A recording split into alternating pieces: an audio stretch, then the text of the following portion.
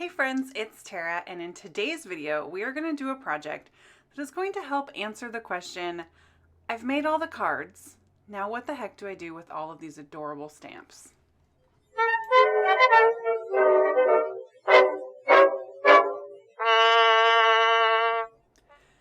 Okay, so for today's project, we are going to be making a super cute little Halloween themed home decor sign using stamp sets, you guys. So if you're anything like me, you have a gajillion stamp sets sitting around your house and you don't know what to do with them. They're so cute and you don't want to get rid of them, but once you've made the cards, you have to get new stamp sets. So what do you do with these old beloved favorites? I am super into right now looking for ways to stretch my stamps. For some reason, my card making juju's just not quite kicking in. So I've been really focusing on finding other ways to use my stamps. So I decided to try my hand at some home decor. So if you enjoy hanging out, having all kinds of crafty conversations and different ways to use different products and learning that anyone can craft, I would super appreciate it if you hit the subscribe button. Don't forget to hit that notification bell also so that you get a notification every single time I post a new video with fabulous new ways to use all your amazing products and fun techniques to do new things and create beautiful things for your home and your family and friends.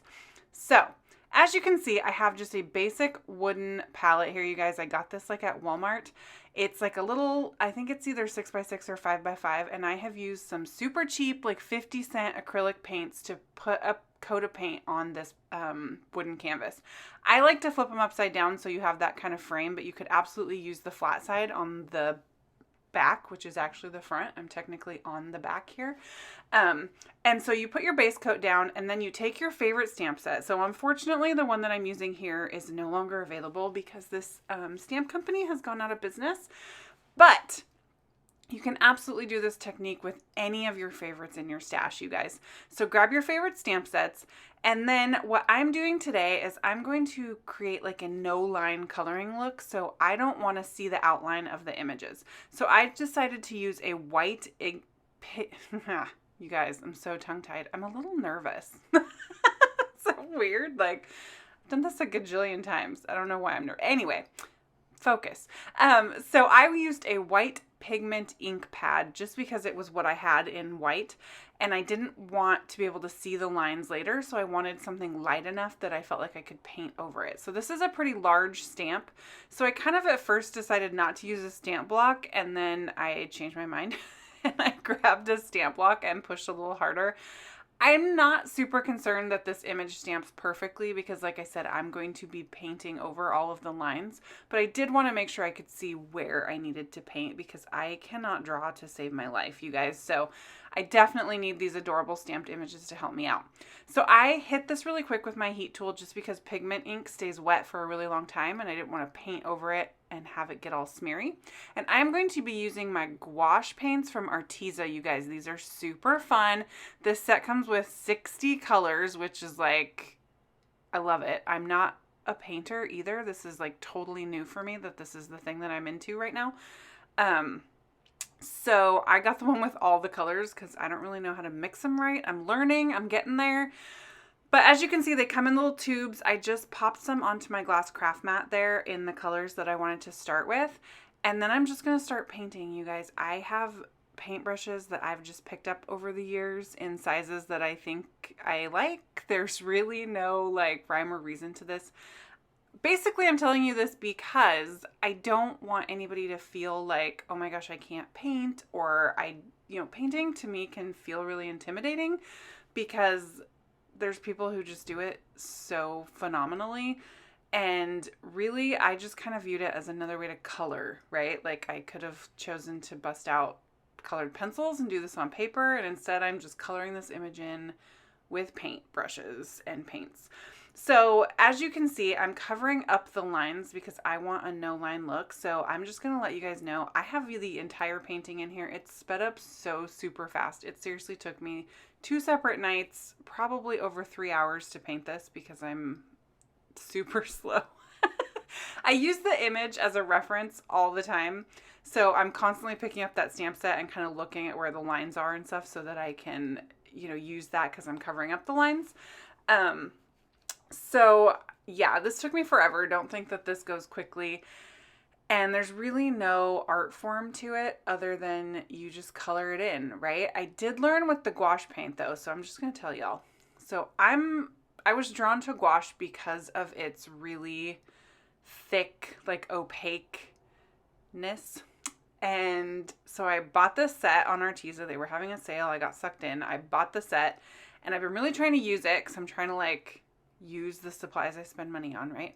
Well, I thought that gouache was more similar to acrylic, like because it's so thick and kind of opaque.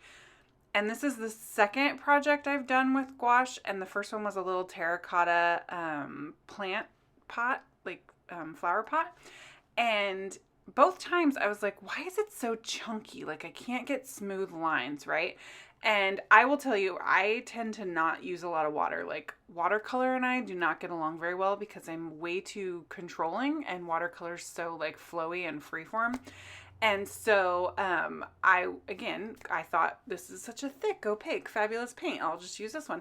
And I did a little research after my first night. So my first night I got through like the faces and the hair.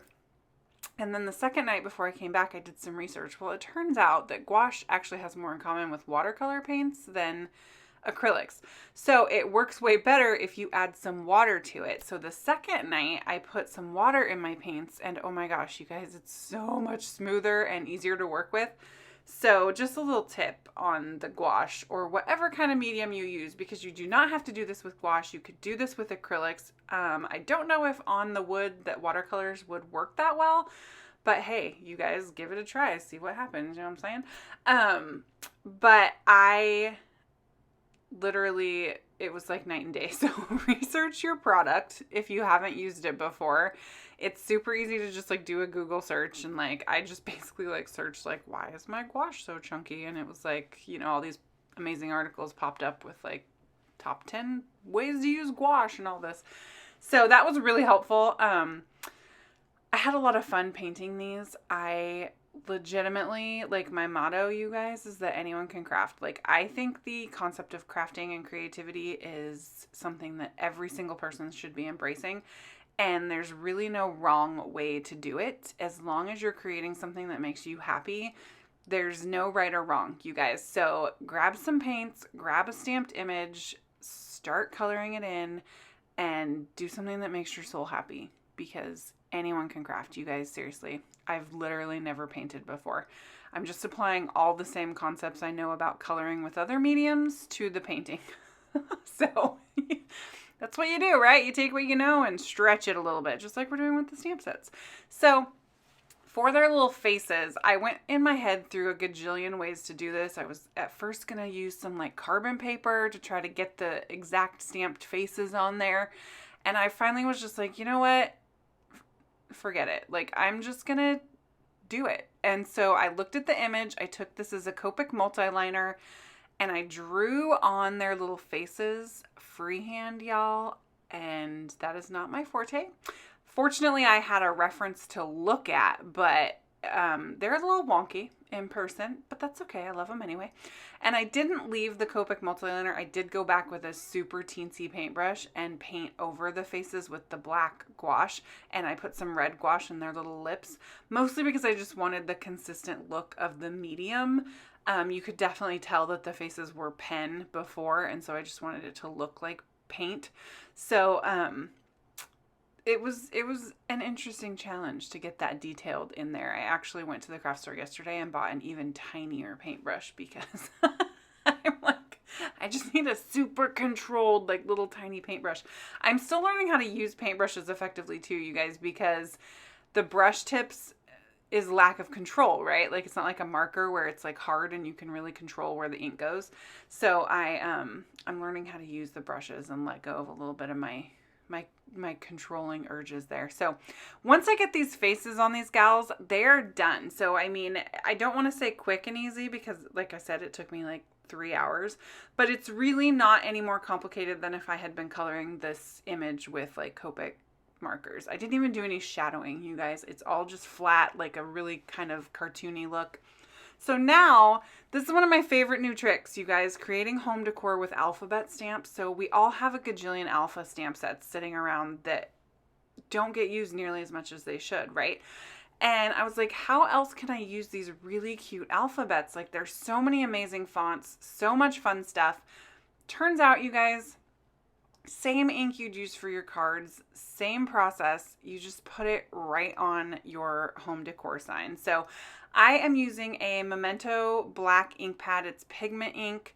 Oh my gosh, it's not Memento, it's VersaFine. I'm struggling. I apologize. VersaFine black onyx pigment ink.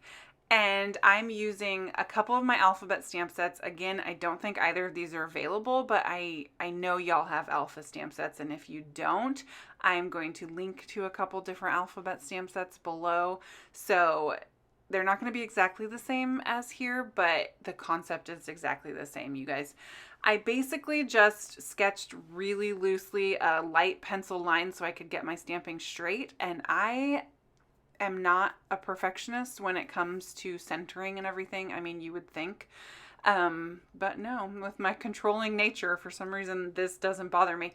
But I just kind of eyeballed where the middle would be, and I just kind of put the middle letter down and started from there. So again, I'm using that black pigment ink. I kind of picked it because it's real nice and juicy. It stamps a really bold, dark stamp, so I won't have to do it again. I totally messed this one up, you guys. That's supposed to be a C in the Hocus, and I put it on my stamp block upside down. So when I inked it up, it got the whole back of it.